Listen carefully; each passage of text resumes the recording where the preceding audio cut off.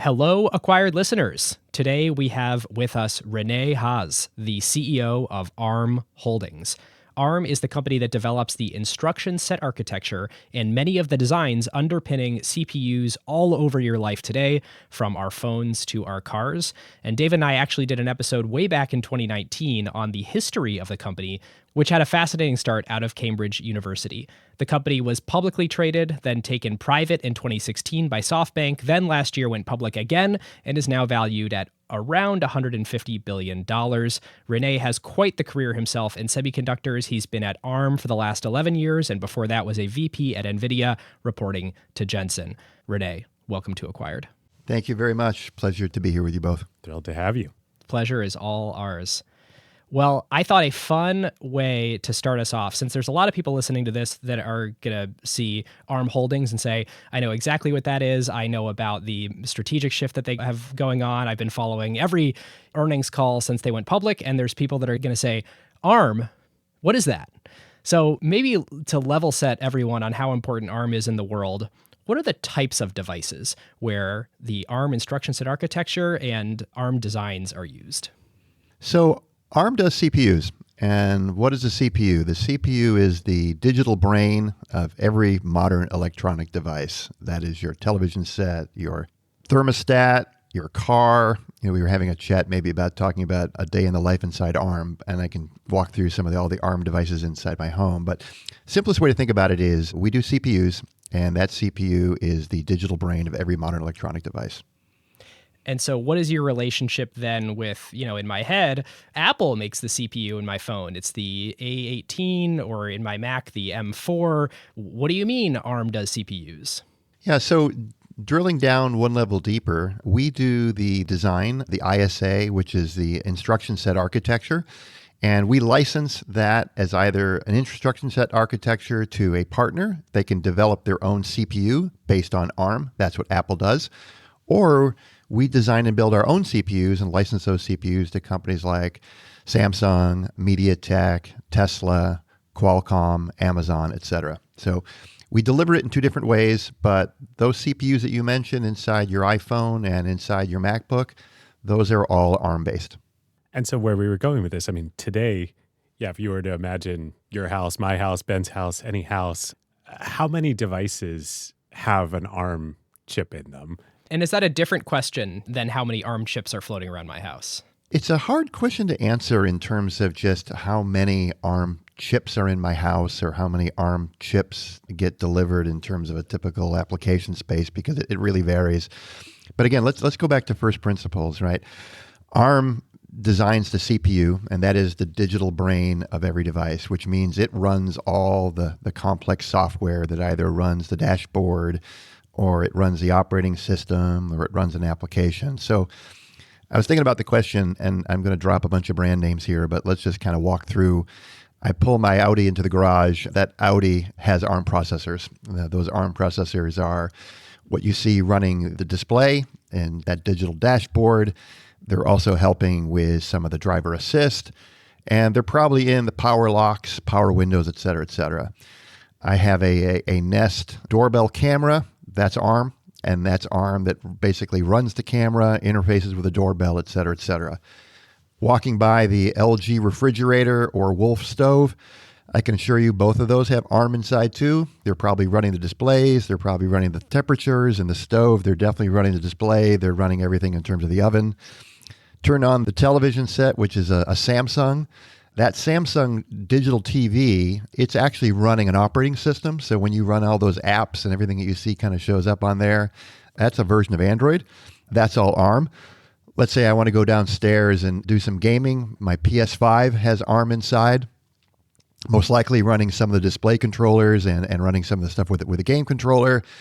And if I want to flip through on my Pixel phone, that is ARM inside, running Android, and I've got my iPad next to me. That's all ARM. So you can imagine just about everything that you interacted with that does something, that either runs an application, recognizes your face, gives you some display information. ARM did all of that. I think it's probably true there are hundreds of ARM chips or devices with maybe ARM chips. How would you describe? There are hundreds of instances of ARM around my house. Probably hundreds. Yeah, probably hundreds. I mean, if you think about the more your home is connected, all those connected things have ARM inside. It's hard to avoid it because you'd almost have to go back to these old mechanical type of controls on machines that actually don't have something that's digital. Because if it's digital, I can pretty much assure you that it's ARM. It's pretty wild. So one stat that I pulled just from your last quarter's financial presentation is that in this is estimated 2024, there's almost 29 billion ARM chips shipped. And that is, for every human on Earth, there is 4 ARM-based chips shipped in the last 12 months. It's a crazy number, right? When you think about the laptop market, which is a big market, right? Everyone wants to ship into laptops, big market, et cetera, et cetera. That's 200 million units plus or minus a year, which is a fraction of that 29 billion. Right. A very small fraction. Very small fraction, right? So you look at it and say, well, how is that possible? Because laptop computers, they seem to be, pretty ubiquitous. But just walk through that example I just gave you in terms of those 8 or 9 examples inside the house. And then you start to see, well, how do you avoid it? ARM is in aircraft. You go to an airport and you check in for your flight and you look up at those displays that are listing the gate information and the flight information. That's all ARM powered. That's running that stuff in the background. So it's everywhere. And at this point, counterintuitively, it's also in all the cloud architecture that are running the web services that all of these devices are communicating with. And that is, as we'll get into later in the episode, kind of a narrative violation from the way that the world thought about ARM a decade ago versus what is true today. That's right. I mean, the identity of the company, we grew up, as you mentioned in the opening, 30 plus years ago out of Cambridge. And the company's original product that we were designed into was the Apple Newton. And for those who may or may not remember, that was a PDA before anything had a right to be a PDA, before there was the internet, before you had voice recognition, before you had fingerprint recognition. But the chip that was designed that was based upon ARM inside had 2 important characteristics. It had to be running off a battery. So as a result, it had to be defined to be low power. And secondly, performance and cost was really important. And back in the day, they used to build chips in 2 different ways. They had plastic packages, which was pretty rare, and ceramic packages, which were much better in terms of heat dissipation, but were costly and not that great in terms of thermals. So one of the directives in terms of the original design was, let's get it in a plastic package. So as a result, from the very early days, the early ARM processor, the ARM1 that was defined, was basically to run off a battery. Yeah, which at the time didn't feel as critical to the world since all computers were basically plugged in all the time, or most of the computing that people did was at computers that were plugged in all the time. And now obviously that's very different. Absolutely. If I think back in time to the first time that one could take one of those large satellite phones and walk around with them for 20 minutes without having to plug them in, it just seemed like magic, back in the day. If you could get 30 to 40 minutes of battery life off of anything that was doing something sophisticated, it was considered to be just a complete game changer, because mobility was simply not something that was very, very ubiquitous back in the early days. If I think of stories around this, one of the jobs I had in my career was a field applications engineer. And I'm going to date myself here, but we used to call into the offices for messages. And in fact, we would be driving from account to account. We'd find ourselves, get to a payphone. But once we got to that payphone, we could then dial the office. The office would list a whole bunch of messages. The detail of those messages were something like, call me back, or I'm not exactly sure what you asked, or I'm busy. When we suddenly had a phone in our cars that would allow us to do all these things remotely, we thought, oh my gosh, this is the ultimate productivity gain relative to what seemed like Western Union looking back in terms of making these phone calls back and forth. But true story, that's exactly how my first field applications job, that's how I used to correspond with a home office. And so the arc that we're going to keep calling back to over the course of this episode, as you mentioned, the original ARM processor was designed with extreme low heat requirements in mind, kind of low power requirements in order to not quickly drain a battery in a very inefficient world with way fewer advances in lithium ion versus what we have today. And so you sort of think, Well, this crappy processor architecture that's extremely limited in its capabilities will never be the dominant architecture used in all of the most sophisticated and advanced computing applications in the world, and yet it is. So over the next hour, we're going to kind of wander through how did we get here. But in acquired fashion, I want to go way back to the beginning and introduce this idea of the reduced instruction set computer. And I wanted to sort of turn it over to you. You are wildly overqualified to do this as the CEO of ARM, but maybe play computer science professor or computer science history professor with us for a little bit. What was the development of the RISC versus the CISC, the complex instruction set computer, like?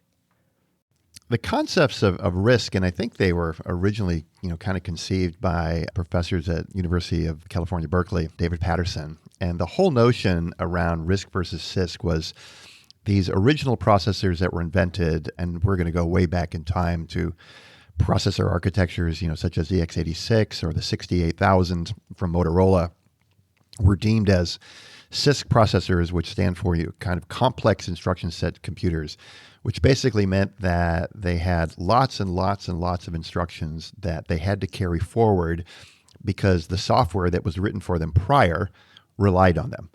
So they were carrying a lot of baggage to do these very, very complicated instructions, which burned a lot of power, because the simplest way to think about a CISC implementation is an instruction by its definition, because it's complex, means it has to run multiple operations from a clock standpoint to execute the instruction, which means those transistors are running more than they probably should, and you're burning up a bunch of power.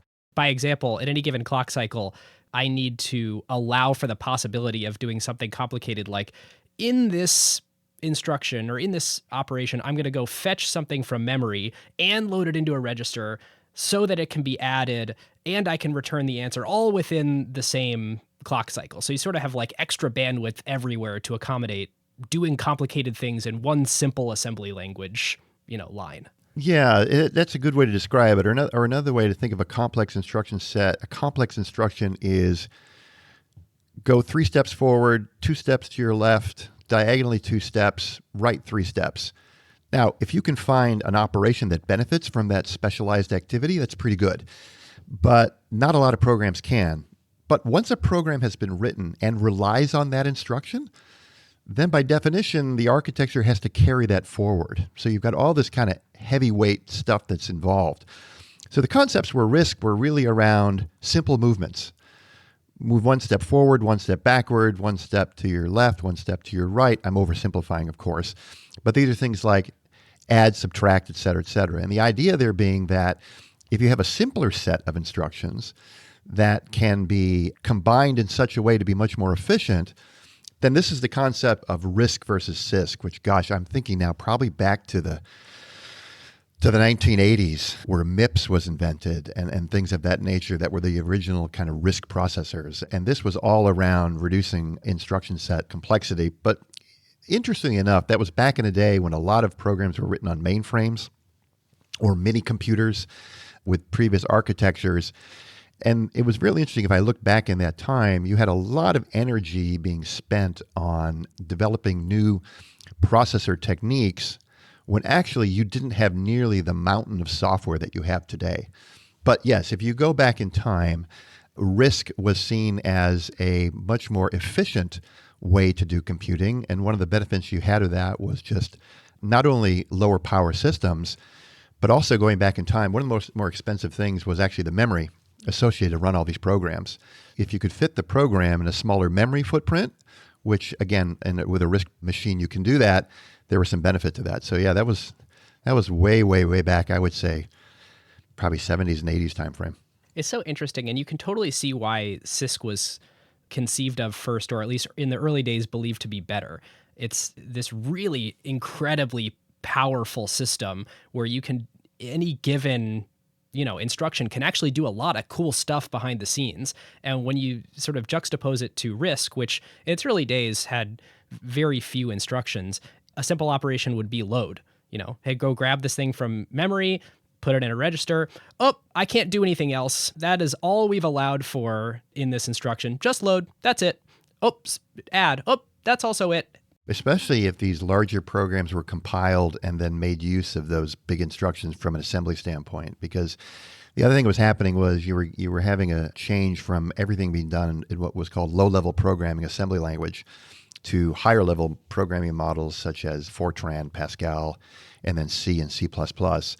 And when you're programming at the higher-level languages, you have these compilers, and then what does the compiler do? The compiler takes that high-level language and tries to put it into lower-level language, which are what these instructions are. So the compilers end up making use of these heavy instructions, and as a result, you just got heavier and more inefficient code. And again, one of the things that people were trying to do back in the day was get to smaller memory footprints. Everything you're describing of the old CISC world sounds, like you said, fits perfectly with the mainframe and the mini computer era, big iron, big architecture. Nobody's worried about power requirements. Complexity is fine. IBM designs the whole thing. You would think naively that the shift to the PC era would have created the right opening for RISC. But actually, CISC continued through the PC era. So what happened? Was RISC developed just slightly too late? Did ARM not exist yet? So let's continue down this history lesson here for a moment here. One of the most amazing things that took place with the IBM computer, IBM PC back in the day was IBM, which was the world's leader in computing, if you go back in time, right? If you think about IBM 360 and the IBM mainframes and the IBM minis, IBM was a one-stop shop, right? IBM did the software, IBM did the service, IBM did the hardware, IBM was everything. So now in 1981, IBM decides, I'm going to enter the PC market. And they were behind. If you go back to the late 70s, early 1980s, Apple has invented the first, end quote, home computer based on the Motorola architecture. Then back in the day, you had lots of, I wouldn't call them toy computers, but things like TRS-80 and Commodore, and they all have these smaller, weird little processors into it. So the irony of the whole IBM story was IBM, the behemoth of computing, decides that we're going to now enter into building computers for the home. And what does IBM decide to do? IBM decides to not in-house the processor, nor do they decide to in-house the operating system. They decide that they're going to make this platform, end quote, open. They need an operating system, DOS, so something that can run off the disk. And they started talking to a company that was actually not Microsoft. Oh, yeah. Seattle Computer Products. The classic CPM-80, they were talking to Gary Kildall and his company about doing that, but they chose Microsoft. And they were also looking at Motorola, which was kind of considered the kingpin at the time to do the processor. But for various different reasons, they decided on Intel in 8086. The IBM PC is born. And the irony of it is that there's nothing about it that's very IBM-like because it uses external memory. It uses external hard drives, it uses an Intel processor, and it uses an operating system from Microsoft. So a little crazy if you kind of look back in time that you'd look at it and say, why would IBM actually, and this is what took off with the birth of all the clones, because you could build a clone of that system because if you bought a processor from Intel and you bought a hard drive from Connor or Maxtor or Seagate, and you bought a monitor from one of the third parties in Taiwan and you got a license to DOS, you're in business and off you go. So to your question though, in terms of, okay, so why didn't somebody do something on RISC?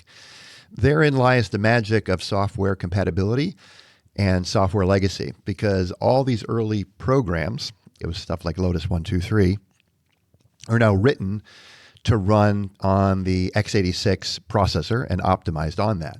So what happened was over the 1980s, as the IBM PC compatible market started to take off, you had all this software that was written for that platform.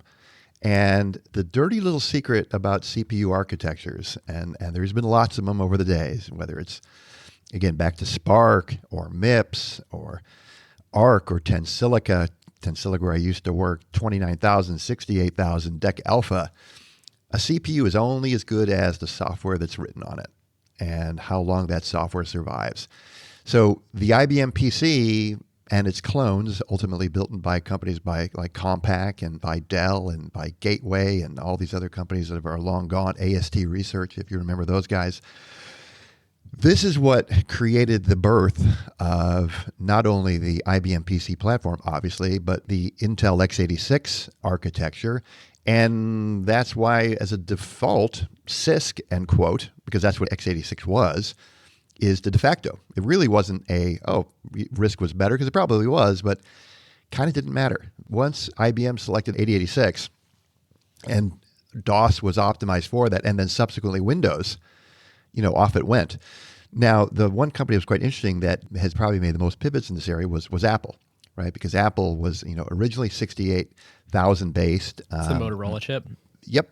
And then they created a consortium for the PowerPC. PowerPC, right, with IBM and right, Motorola. Ironically, with IBM. With IBM, yeah, exactly, which was kind of a RISC-CISC hybrid-y thing.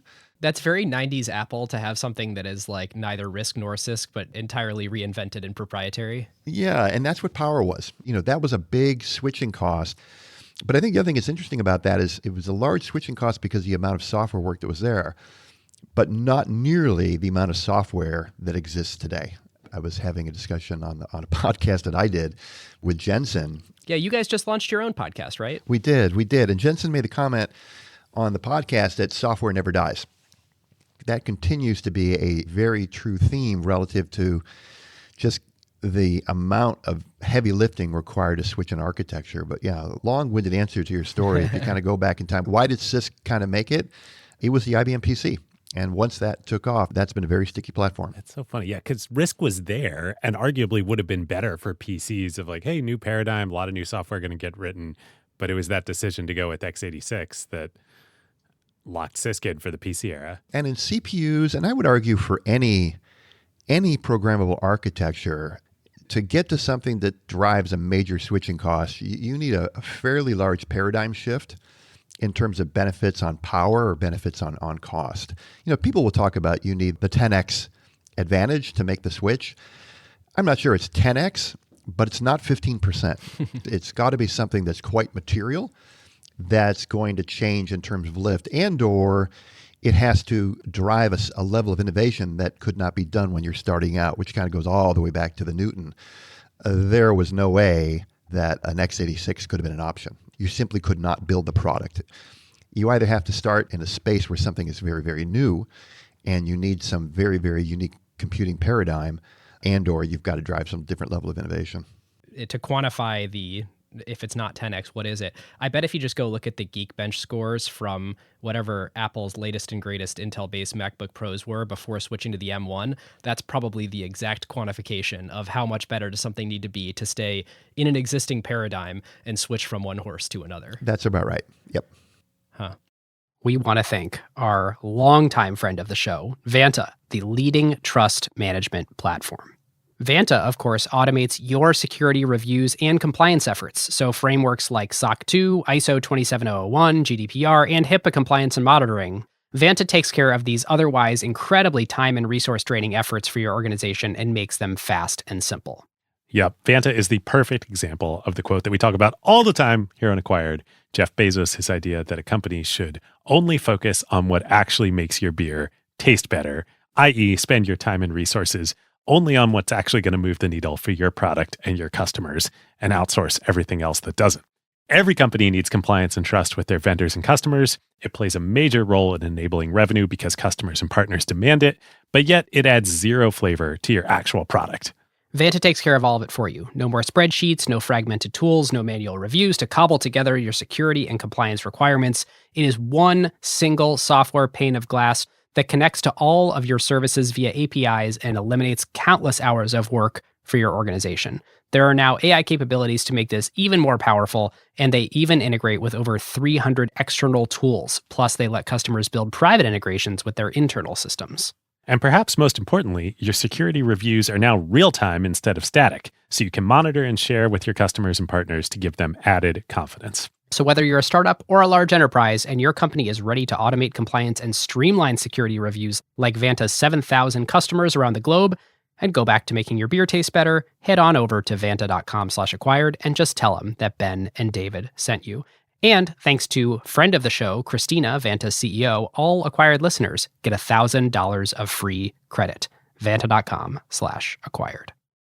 Okay, so we've perfectly set the table for CISC in the PC era, pretty locked in, not going anywhere.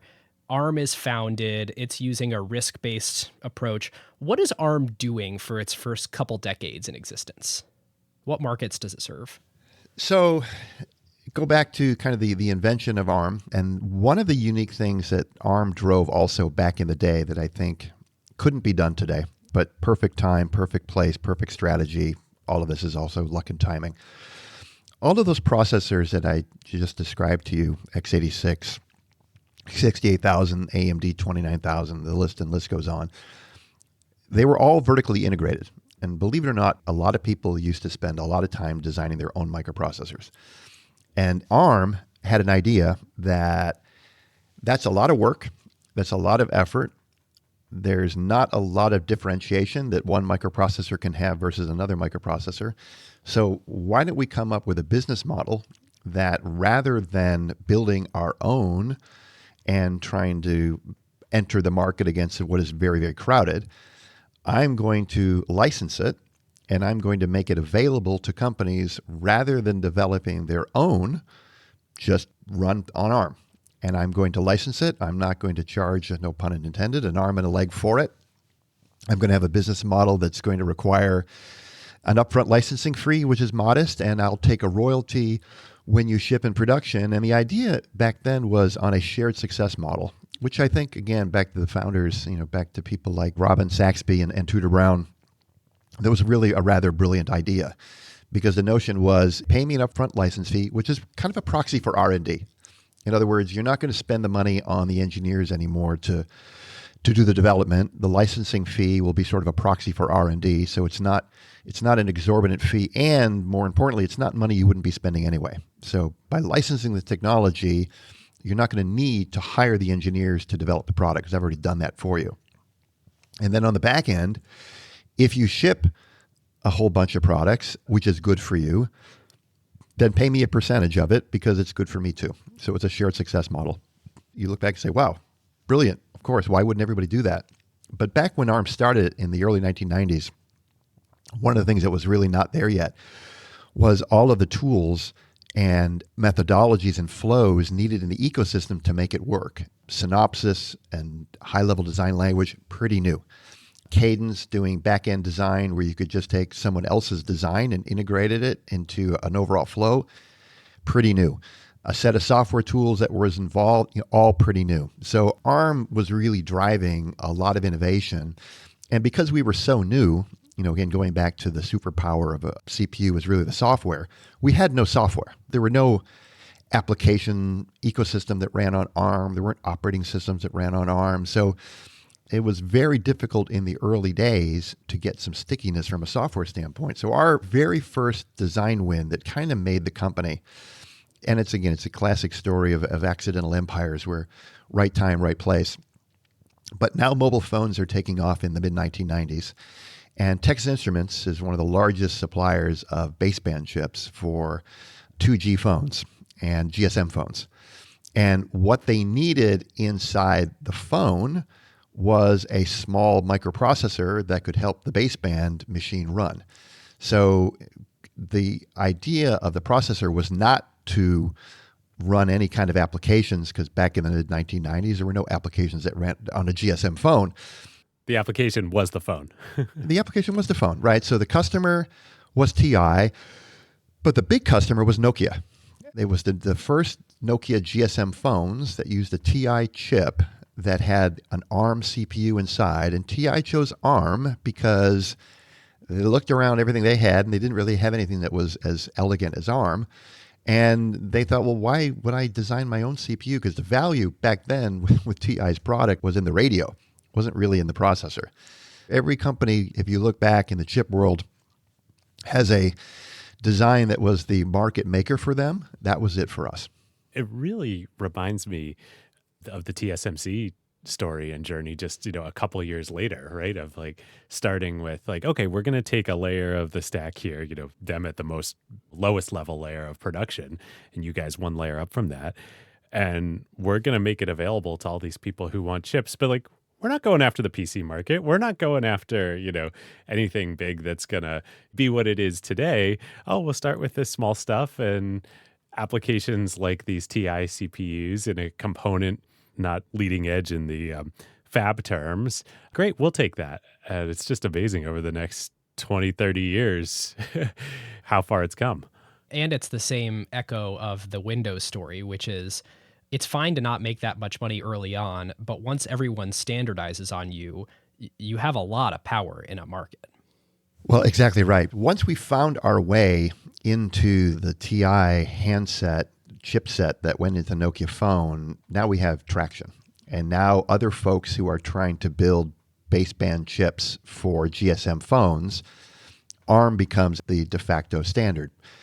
Not so much, quite frankly, because we ran any operating system or we ran any apps, because there were none. It was just simply, hey, it works pretty well. It's got the right power. It's got the right performance, and off you go, which is a lot of ways, designs ultimately sort of take off. So then you get into, well, what was the lift, if you will, underneath the wings of the architecture? Well, fast forward, these GSM phones got a little bit smarter, and they began to run an operating system called Symbian. So we actually began to have some level of stickiness in terms of there was a software community and development ecosystem that started to learn and run on ARM. But I would say if I was to look back and say, well, what was the design that took ARM completely into the next level? It was the iPhone.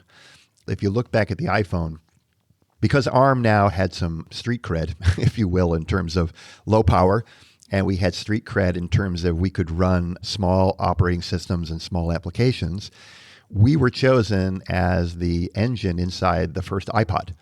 Oh, I didn't realize that. Yeah, so if you go back to early 2000s when the first iPod came out. Yeah, those early little Toshiba hard drives that That's kind of right. had no other use case except for... That's right. So if you remember that iPod, right, that iPod had a kind of a crude display, and it would have, It had an operating system. Had a little operating system. It had a thumb wheel, so you had a UI. It had all the things of a tiny little computer. The iPod was based on ARM. So fast forward, now this is early 2000s. As the 2000s are moving forward and Apple starts to futz around with, are we going to build a phone? Are we going to build an iPad? And revisionist history, there's all kinds of stories which one they were going to build first, but it's probably less important in that they had a decision to make in terms of what was the processor going to be inside the iPhone.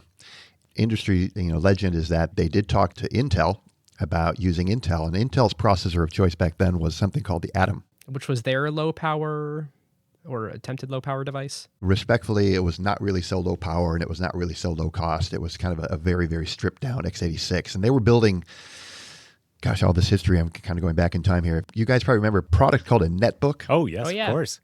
The PC industry was lined up that netbooks were the future, and that was just flat out wrong. Exactly. Well, it was right until the iPhone. It was right until the iPhone. And Atom was the chip inside the netbook. Intel was coming from a very lofty place of selling, very, very high performance and very, very good Core i7s, Core i5s. The Atom, this is the classic innovator's dilemma, right? Innovate from the bottom versus the top. Intel was having to come all the way down from i7, i5, i3, Pentium, Celeron, down to a little itty-bitty Atom, which was designed for the netbook and was probably okay for a stripped-down, low-power netbook. A laptop, but for a phone that needs to run at even more low, not great, right? But Intel has got all of the street cred inside of Apple at the time because they've made that transition by now away from power to x86. So all the laptops inside of Apple are all running on x86.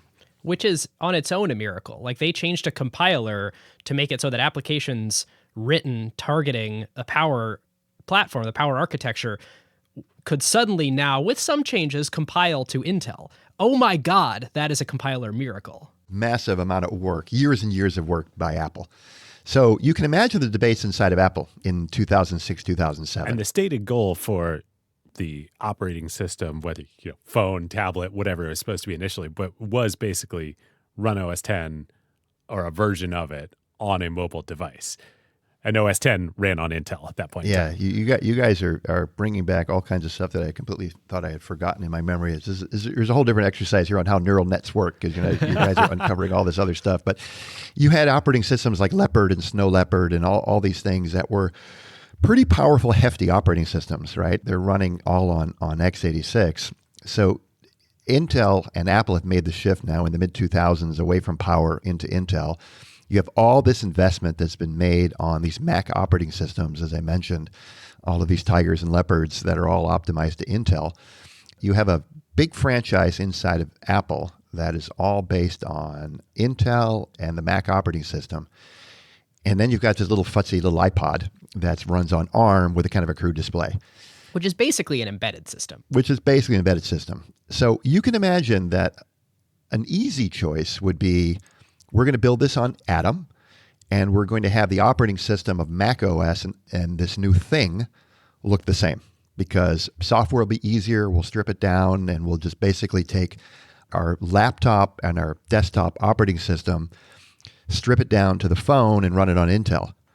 Or we can build up from this iPod, use ARM, and build something called iOS, which is the operating system for the phone.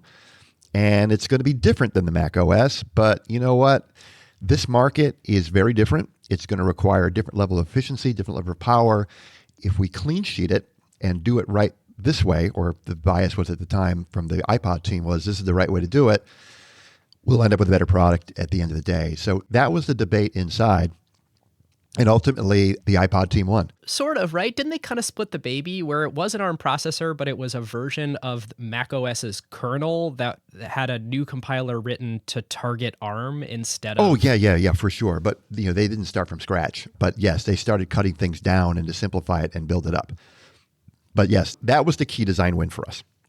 Once that happened, then very quickly you had followers from the Android ecosystem, the Samsungs of the world. And if you go back in time, companies like HTC, as Andy Rubin and Android started to take off, now ARM was seen as the de facto standard. And you had a lot of work that was already now being done around Linux and such. So we had the 1-2 punch of having the iPhone and ultimately the Android ecosystem designing around ARM. And this is 2007, 2008 timeframe. And at this point in time, just so listeners can kind of anchor on what ingredient to the stew does ARM provide, they were standardizing, Apple and these Android vendors, on ARM as the instruction set architecture.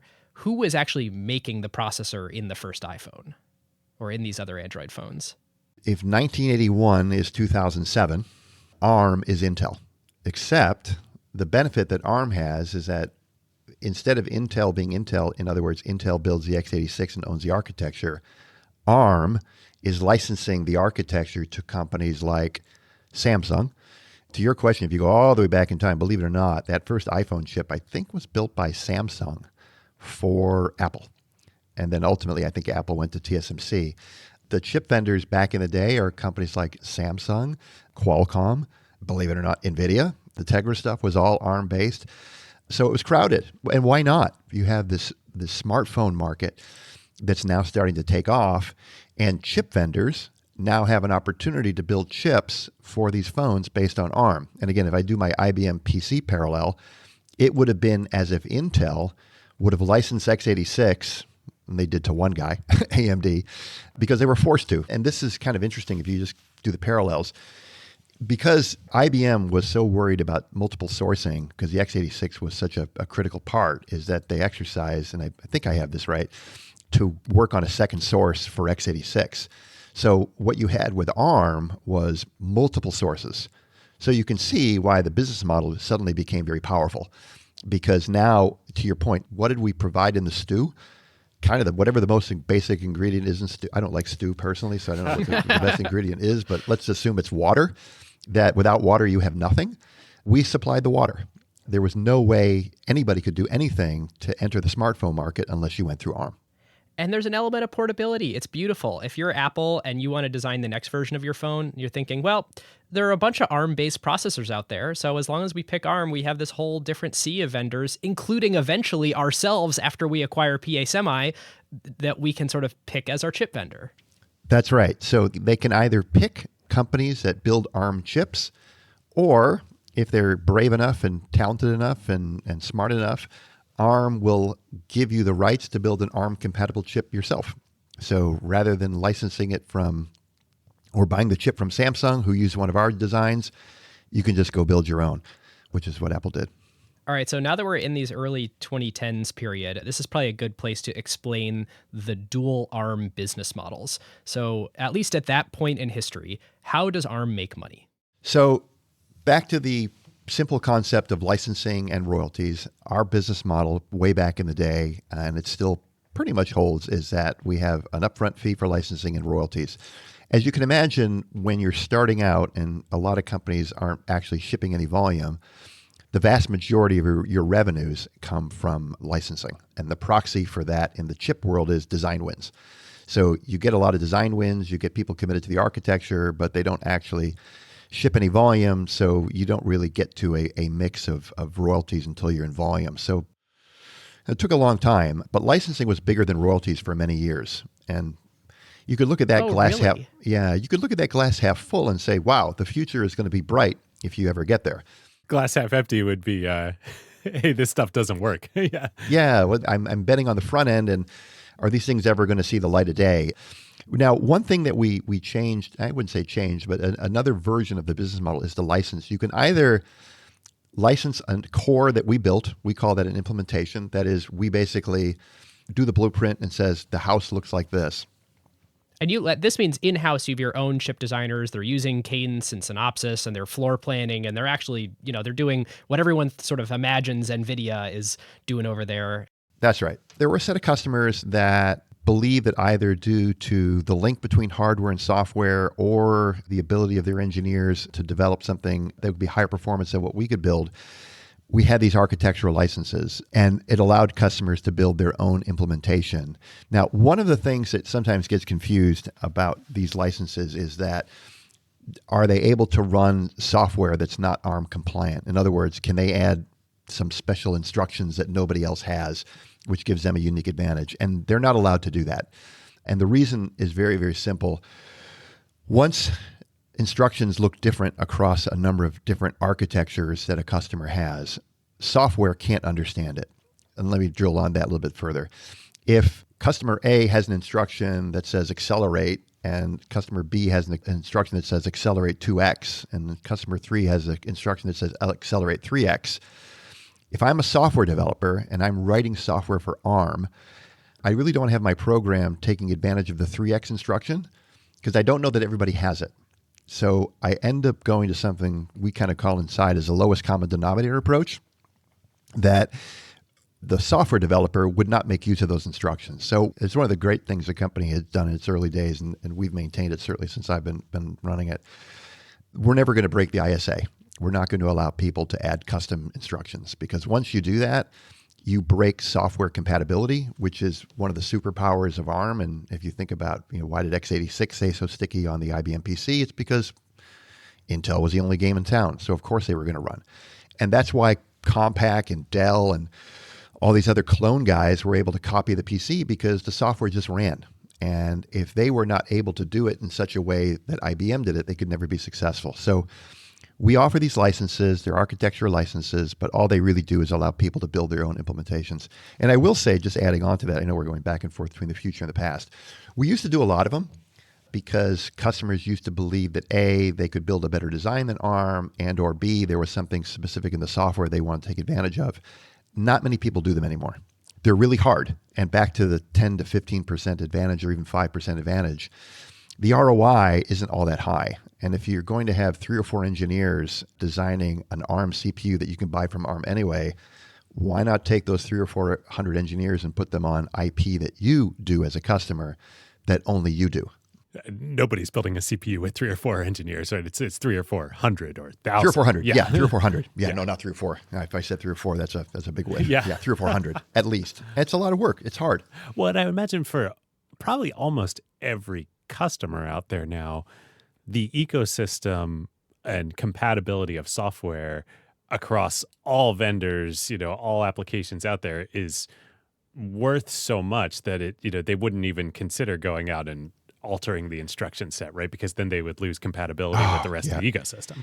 And I know we're hopping around, in terms of history dates, but that's one of the things that I think gets lost in terms of what's gone on with CPUs and software compatibility over the last 15, 20 years. Because as we were talking about the 1980s, early 1990s, I mentioned a lot of microprocessors, right? The 68,000, PowerPC, 29,000, DEC Alpha, Spark.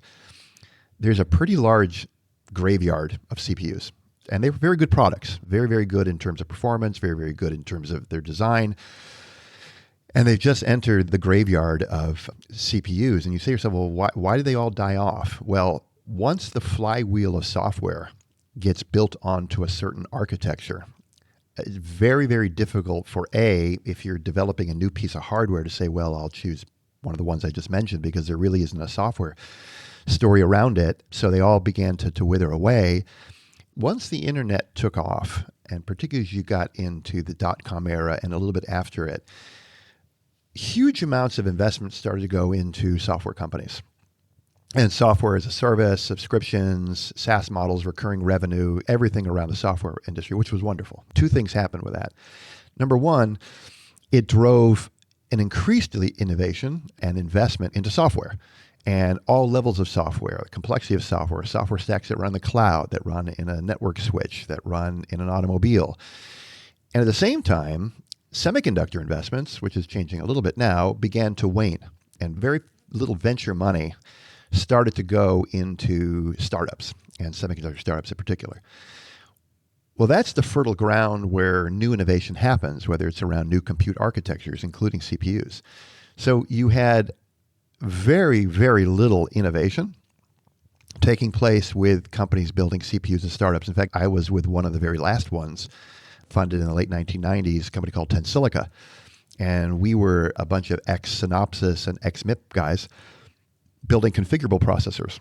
And the idea there being that you could build a custom piece of processor with your own custom extensions, et cetera, et cetera. And we started in 1997, I think, and I left in 2004. The company was ultimately bought by Cadence, I think, in 2012. It shipped a lot of cores, I think hundreds and maybe over 1 billion cores.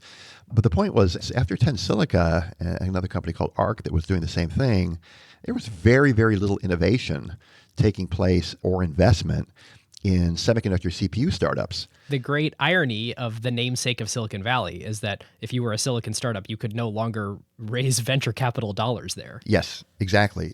So what you have is, as all these architectures start to wane away, and the amazing amount of investment that's now going into the software industry in general, and all of the investment going into stuff going into the cloud, two architectures really ultimately remain. x86, which has been around for 40 plus years, and ARM. We were talking earlier about the data center. Why ARM in the data center? Well, two things. First off, the choices aren't massive. It's not like there's 17 different choices, as we just talked about. And number two, one of the things that's becoming extremely important in the data center is power efficiency. Because when you're running these extremely large loads, whether it's general purpose compute, and now with the advent of running accelerated compute with AI models, you need incredible efficiency in the processor space. So I think we've arrived at this place both as a combination of having a really, really good low power architecture, B, an incredible amount of software innovation that's been done on ARM, and C, just optionality has kind of gone away because investment has waned. That last one is just like a last man standing. Why is the winner the winner? Well, there was going to be a winner as all the sort of competitors fell by the wayside. It's almost tautological that, whoever becomes the winner, there was going to be one who was left standing, or two in this case. I would argue it's not one of these industries where last man standing has occurred because the market is uninteresting. It's actually the reverse. The market's never been more interesting. But because of the massive amount of investment required from a software standpoint, optionality is limited. Because if you were to rock up today and say, I want to go build a system on chip based upon the Motorola 68,000 architecture, what software exists is going to run on it? It's so funny. It really is just like the fab industry, right? Of like the capital investment required and the software investment required is so massive that like you get to where we are now, where you've got TSMC, you got Samsung, Global Foundries. But at the leading edge, it's kind of all that's left, right? There are definite parallels. The fab industry is direct CapEx, and you'd look at it and say, if I'm going to build a 2 nanometer fab and beyond, I'm going to have $30 to $35 billion of CapEx. Our industry is not that. But on the flip side, it's not unlike that when you think about the OpEx of all of the 20 million developers and plus that have developed on ARM. You're actually having to tilt that. Incredible momentum there. I still am floored by this architecture that was originally built not to melt plastic, to be super low power, ended up becoming, I'm sure you have better stats than I do, but a dominant architecture running in data centers, doing this heavy compute load, AI, training, inference. Maybe, Rene, I could ask you, with your most honest assessment on where is there still a place for x86 architectures versus where is there a place? Like, should the whole world be ARM? Is it just actually better, or are there different use cases for each? You know, I'm going to try hard to be unbiased, even though my job is the CEO of ARM. There's a lot of things that are in our favor. One of them is, quite frankly, the fact that we have an open model where our products can be built at any fab by any chip company. So if you're looking at x86, you're looking at two people who build it. Now, one of them builds at TSMC, AMD, and the other one builds in-house at Intel, although they build a whole bunch of stuff at TSMC too these days. But it's just two people. And not only are you betting on those two people, but the IP around the chip that they build, whether it's around communications, whether it's around accelerated computing, whether it's around network storage, you're banking on that to bring a lot to the party. And then one might look at it and say, well, why doesn't Intel and AMD just license x86 and just flatten out the playing field? And maybe that playbook probably could have been run a while ago. Well, also, when you have a high-margin business model, it's very hard to switch to a low-margin business model. Bingo. ARM came from a very different place. So as a result, we have a huge advantage just with our model. Now, in the data center, we have another fairly significant advantage in that if you look at customers like Microsoft or Google or AWS, all who have custom chip efforts on ARM, all who have talked about getting 60% benefit in terms of performance on a like-for-like basis. That's not just the ARM ISA. That's not just the fact that we are more efficient than x86. That's in that they can build a custom SoC with a custom piece of memory, let's say, or custom storage, or custom blade, or custom interconnect, or custom offload, where from a TCO standpoint, their optionality is incredible. And as a result, their flexibility in terms of building something that is absolutely right for an Azure estate or a GCP estate or an AWS estate, because they have the kind of volume and spend that can drive that. So again, you know, one of the benefits we get with the hyperscalers is because, no pun intended, the scale is so large, and doing custom chips, they can get an ROI on it. You can't do that with x86. Right. You go to Intel and they say, here's my product for you. Here's my product, right? And then you've got to kind of put the pieces together and see how it all fits. So that in itself gives us a big advantage. And we have optionality with people like Ampere, for example, who do standard products. But that kind of optionality of there's a standard market play and or a custom play, or Grace, for example, the CPU from Nvidia, you could buy Grace, and or the way they ship it today, increasingly with Grace Blackwell, where it's highly integrated. And again, why Grace Blackwell versus Intel plus Blackwell or AMD plus Blackwell? Well, if you look at the architecture and some of the things that they do with NVLink and how they couple the CPU to the GPU and how the interface between HBM memory and CPU memory, it's just they can't do that in an x86 world. And then, by the way, in a Grace Blackwell system, the other benefit you have is that Grace can run all major pieces of the operating system. You can run an AI cluster, AI cloud, and the software stacks that are sort of native that run for an ARM general purpose compute can run in your AI cluster. So that in itself gives huge optionality. So I don't know how we started on this. I was trying to I was advocating what to do about x86, right. And I started talking about ARM all day. But hard, just hard. Yeah. Yeah, it makes total sense. Okay, so we'll call a spade. We're at the present. We have come forward to today, and I want to talk to you about a couple things. One, how the business model has evolved and how you deal with your customers differently and your sort of products that you sell to customers now and the way in which you work with customers. And the other of which is, Last quarter, as of recording, you did $939 million in revenue, so right around a run rate of $4 billion. The market cap is about $150 billion. Investors think the future is very, very bright for this company as we move into this world of AI and connected devices everywhere. Why are people so insanely bullish on ARM? What does the incredible future hold, and why is that valuation the valuation? We've been talking for 40 minutes or so, but hopefully these last 40 minutes have been helping sort of build yes, very much so. Build that case study. I think it kind of goes back to the fundamental advantages, both from a technology standpoint and probably more importantly, as it tends to be with this world, the market forces that are in our favor. If you just start with the fact that more and more chips are shipped every year and more of those chips are based on ARM, and you look at the end markets, whether the examples I gave you in my house, from my car to my camera to my stove they are all ARM based and they are all in a growth mode. You look at it and say, gosh, there's a ton of tailwind associated with this company.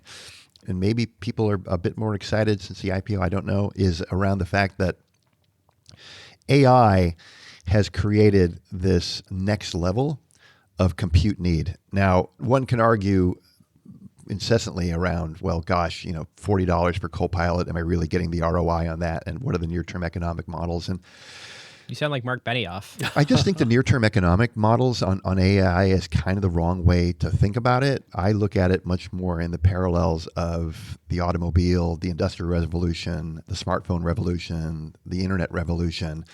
And for a company like ARM, because AI requires a next level of compute capacity and capability. In other words, and it's not just, running strawberry training models and the massive amount that's required to train all these next generation LLMs or even beyond large language models, video related models.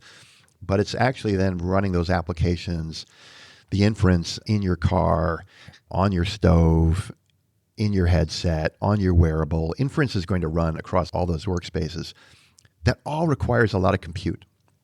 And one of the things that we used to talk about, when I was at Nvidia was, what is the death for anybody who's either in the computing category or accelerated computing category? And that's when you get to, end quote, good enough. I remember being in good enough. I've been in the semiconductor industry since I got out of school in 1984 and started at TI. And there's definitely been periods of good enough. I think the late 2000s, early 2010s felt like good enough. Like netbooks were a good definition of good enough, where at that time it didn't seem like you had the application space and area to drive the need for more compute. So what did you end up building? A little crummy $199 computer because it could do everything your big computer did. So we've definitely had periods in our industry where good enough has existed and the need for compute innovation has slowed. It's never stopped, but it's slowed. With AI, in the foreseeable future, you look at it and say, this appears to be almost unabated. Because when you think about the benefits that AI could bring, whether it's around education, drug research, investment, it's mind-boggling. So ARM's going to be in the center of that. Whether it's in the data center, whether it's in your automobile, whether it's on your smartphone, whether it's in your wearable, the AI compute path is going to run through ARM on some way, shape, or form. So it's kind of like the Bezos comment of, I can't imagine a future where my customers ever say, gosh, I wish this were a little more expensive. You can't imagine a future where, gosh, I wish GPT-7 were just a little dumber, I actually like the fact that people look at it and say, I'm not really seeing much benefit from this yet. Because that actually says, oh my gosh, what a fantastic opportunity to innovate and do more. And a big part of it is the hardware that you're seeing today, particularly the edge-based hardware. Those were designed a couple of years ago when these large language models weren't even needing to run locally. So you have completely unoptimized architectures everywhere to take advantage of the AI capability that we're going to unharness. So to me, I look at this and it's like white space in terms of the compute opportunity, which back to the question that Ben asked in terms of, well, why are people so bullish on the company? I'd like to think that's why it is. We play in a super large market. Semiconductors are $1 trillion market by the end of the decade. You said we're $4 billion. We probably could take a bigger chunk of that $1 trillion market at some point in time because of the importance of the company. And this is a good lead into this question I have for you. I've heard you espouse this idea. I'm sure there's a way to rationalize these two things, but it almost feels heretical. You opened the episode by saying, we do CPUs. The whole industry over the last 5 or 10 years, including David and I on our Nvidia episodes, had this obsession with GPUs, with accelerated computing, with get those stupid serial workloads off the CPU, get them onto the GPU where you can do pure magic with it. This enabled the whole AI revolution. You're the CPU company. And I've heard you talk about, okay, now that we know some of the use cases that are happening on GPUs, history has shown us that those kind of tend to migrate back to the CPU over time. And CPU, the definition of CPU kind of changes. How do you view the state of things right now with everyone being so excited about GPUs and incredibly parallel GPUs of the future and CPUs? Yeah, CPUs are fine, but they're a known quantity. I think accelerated computing and the advent of GPUs is fantastic for ARM because what it indicates is that there's lots of compute out there and more compute needs to run in such a way that you have not only base compute but accelerated compute. The reason I think it's kind of oversimplified, it's almost a notion of, and I've met with investors who have had these questions to us and say, well, everything's moving to the GPU. Do you need a CPU anymore? It's almost like saying, well, I've got this V6 engine going to a V8. I don't need tires and a steering wheel anymore, do I? It's nonsensical. Just think about the architecture of it. So what the advent of all of these accelerated computing models that are doing, again, it's primarily the data center. Let's just be very real about this, right? It's all happening in the data center. It's a fantastic outcome for CPUs. Why is that? Well, number one, all these data centers need CPUs, obviously. And I just gave the example in Grace Blackwell why that's a great positioning piece for ARM. But more importantly, all of that training converts into inference. If training is the teacher, inference is the student. And there are far more students than teachers in the universe. And that's why there'll be far more inference workloads than training. And that's going to run everywhere relative to the smallest devices, whether it's wearables, whether it's a headset, an augmented reality. You're not going to run a 100-watt GPU on your head. I'm sorry, it's not going to happen, right? You're going to have to get into very, very different form factors. Now, naturally, a CPU is going to be there. You can't have an accelerator out there without something that's running the main and the system. That's a fantastic opportunity for ARM because it means a couple of things for us. We can solve that in a few ways. We can add more and more capability to our CPUs, which we are today, around extensions that help with AI acceleration. And this goes back to RISC versus CISC and things that we can add in terms of just extensions that will help with AI. But also back to the customization, you could add small AI acceleration, which we do today with our Ethos NPUs that are 4 tops, 8 tops, et cetera. That will do some level of offload. And I think the model will be for these edge devices to run in conjunction with cloud, where you're going to have some processing happening locally, some processing going to be happening in the cloud. You're going to need to have some level of security and authentication and attestation locally so that the models know that it's you and it's not somebody else and the information is kept private to you. So game on. I mean, all this GPU accelerated compute is wonderful for us because it's just going to drive incredible demand. And the idea that the only way you'll ever run a computer is through a large GPU in the data center, it's not the way the world works. And the last thing I'll say on this, and I love Jensen, he's done a brilliant job with the company, but remember he tried to buy ARM. Well, I was going to say there's no better data point than this than Nvidia tried to buy ARM. And when he tried to buy ARM was a $2 billion company and he was a $25 billion company. He certainly didn't do it because he wanted to be revenue accretive. He knew the importance of what ARM meant to the industry. Was that really the valuations of both companies at the time of the... No, that was their revenue rates. Oh, okay. But Nvidia tried to buy us for $40 billion back in 2020. And I think their market cap was 350 to 4. It wasn't anything close to what it is now. If you looked at from the outside in, back then, 2020, we had not yet gone public and we hadn't really started the turnaround in our core businesses yet. So there were a lot of people at the time looking at the deal. Masa bought ARM in 2016 for $32 billion and basically sold it 4 years later for 32 plus some change, $40 billion. There were a lot of critics of the deal that said Nvidia overpaid for this thing because it's not really a growth company. Do you mean SoftBank overpaid? No, I'm sorry. That Nvidia overpaid for ARM. Yeah. That had the acquisition gone through, Nvidia would have been overpaying for it. Yeah, I'm sorry. The price that they put down, $40 billion, there was a lot of criticism that they had overpaid back in the day. Now, you look back at now and it seems Well, laughable. Yeah. laughable. Yeah, laughable in terms of their market cap's probably 10x, their revenue's 4x. And by the way, the last thing I would say about that acquisition, first off, a lot of people thought Nvidia overpaid. Secondly, a lot of people hated it. And there was a lot of opposition that we got from regulators, customers, ecosystem partners, which I think belied kind of the importance of the company and in a kind of a roundabout way that said, gosh, this is a company being bought for this amount of money at this valuation and so many people against it. Maybe the company is more important than folks had originally gave us credit for. This kind of seems like an area where regulation did exactly what it's supposed to. You were a broad horizontal provider that served a whole bunch of customers, that was integral to an industry, and is kind of essential for the further advancement of humankind. I mean, truly in our sort of most important innovation area. And one of your customers wanted to own all of it, which over time presumably means all the other customers wouldn't quite have the same access to it. It was a fascinating case study because I learned a lot about M&A and regulatory. And one of the things that had surprised our teams that were advocating on the deal was that generally most of the blocking takes place, and let me back up and say it this way, it was a vertical merger, right? So it wasn't a horizontal merger, it was a vertical merger. And typically in a vertical merger, people will object to the merger if it forecloses a market or stifles competition in a given market. But at the time, we were predominantly smartphone revenue, and Nvidia is not a smartphone company. And the folks looked at it and said, well, because it doesn't really violate a vertical integration mantra, and regulators tend to care more about the near term than the long term, this should be okay.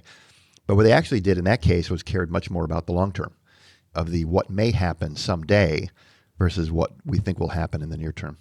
I'm curious, actually, if you know, since you were at NVIDIA for a long time, the ARM journey for NVIDIA also seems like an improbable one, right? Because NVIDIA started as, obviously a graphics card company for PCs, which ran on x86, and then did this incredible shift into the data center. But at the time, as they were making that shift, data center was also an x86 environment. When did the company start really realizing, hey, this ARM platform is going to be a lot more than just not melting plastic in, 2G phones? NVIDIA's been an amazing partner for ARM. When I was working there, we made a very distinct pivot to try to accelerate our mobile business with Tegra and really accelerate everything we were doing with ARM. NVIDIA bought a company by the name of Portal Player. You may remember those guys, and they were actually doing the audio chip for iPod back in the day. And we NVIDIA were, we were doing, we were actually doing the SoC for Zune. I don't know if you guys That's remember right. that. That's right. Oh, yeah. Yeah, that was the Microsoft equivalent iPod. We had been flirting with all kinds of stuff that were ARM-based, whether with Microsoft, with Windows CE and Zune. But the real thing that had NVIDIA double down on it was, when the smartphone thing, really took off. That was number one. And then number two, and this was the business I was managing at the time, this is 2009-ish timeframe, is when Microsoft made the commitment to do Windows on ARM. And we felt at NVIDIA at the time that we were very well positioned to do very well in that market because of all the history that NVIDIA had with the Windows ecosystem, all the work that they had done with PC gaming. DirectX, yeah. Yeah, I was running the business for all laptops back then for NVIDIA. So I took over all the Windows on ARM stuff. So I was doing that firsthand myself. Which Windows on ARM is like another miracle if you can make it happen. I mean, all that translation layer, all those compilers, everything that's been written for decades, specifically for x86 chips. Theoretically, you're going to be able to press one button, compile your code differently, and now it runs on ARM. I mean, that is quite the promise. Yeah, and a lot of the native stuff now has all been ported to ARM, and that really benefited from stuff on mobile, right? If you think about all the apps, all the Microsoft apps that run on iPads today, whether it's Office and whatnot. So we got a huge benefit of that. But going back to your question, David, in terms of NVIDIA, they stuck with ARM for quite some time. We stuck with ARM, with Windows on ARM, and then after I left, ARM became the default platform for everything they're doing on automotive. So if you look at the NVIDIA Drive platform everything Nvidia does around robotics, that's all ARM-based. So everything that they do that uses, end quote, accelerated computing, that whole software stack is all runs on ARM, which is why ARM is so ubiquitous in automotive. If you look at work done by Rene Haas or work done by Nvidia or work done by Qualcomm, a lot of those software stacks are now native and all run onto ARM. So it's why we're so strong in the automotive space. And then back to your Nvidia question, they were very committed to ARM for a long, long time. And a combination of Tegra, B, Windows, then all the stuff on auto. And then the data center probably really starting to come online. The data center really started to take it off. And I think they, back to the customization, the way they architected Grace Hopper and now Grace Blackwell gives them a degree of innovation that they can't get any other way. All right, on a closing topic, I want to ask about what seems to me to be a little bit of a strategic evolution. Can you tell us what you're doing with subsystems and how that came to be? Yeah, so subsystems are kind of a natural extension of an IP business model. So the core model of doing CPUs, and I say we do CPUs, I oversimplified. There's a lot of other products we do inside the company. We do GPUs, we do NPUs for AI. We do all of the complex interconnect that's required to build a server chip, CMNs, which are coherent mesh networks. And these are essentially the plumbing. If you're building an SoC that has 128 CPUs, you need this mesh network that helps connect the CPUs together and then interfaces them in the memory. It's just a lot of plumbing. And this is the analogy, I know your audience is pretty technical, but I used during our roadshow. Think of all those things as disparate Lego blocks. To very sophisticated customers, you can basically sell them or provide to them these Lego blocks, and they will provide a beautiful copy of the Statue of Liberty. Or you can basically say, look, connect everything exactly this way in this particular form, and you will get the Statue of Liberty a heck of a lot faster than if you built it yourself.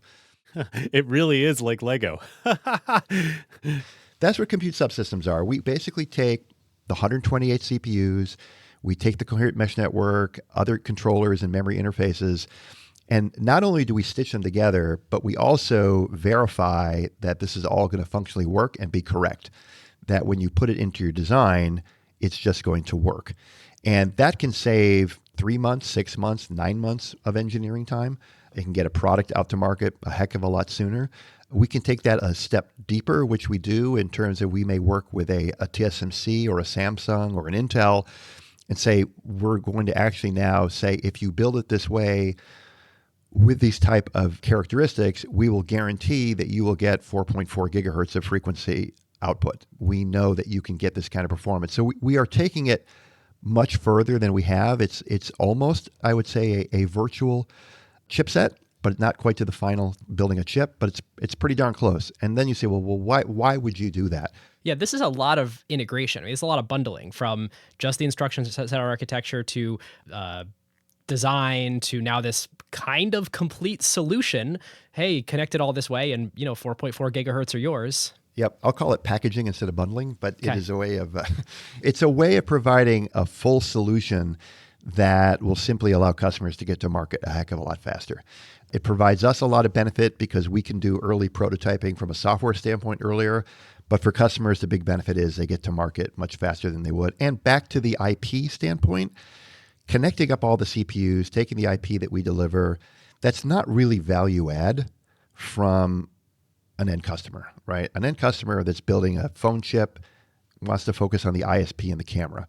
If you're a cloud customer, you may want to focus on the accelerator or something on analog I/O. So for us, our position is if it's around the computer and essentially what's running the main software of the system and how that performs in a certain fab, we're probably in the best position to be able to define what the best performance output will look like. All right, so you now have this essentially reference design for how to make an amazing chip. Are we ever going to see ARM call up TSMC and say, hey, go make a few million of these? Nothing I can say about that today. Fair enough. Great. Well, Rene, this has been awesome. Thank you so much. Oh, it's great. Thank you. Awesome. Listeners, we'll see you next time. We'll see you next time.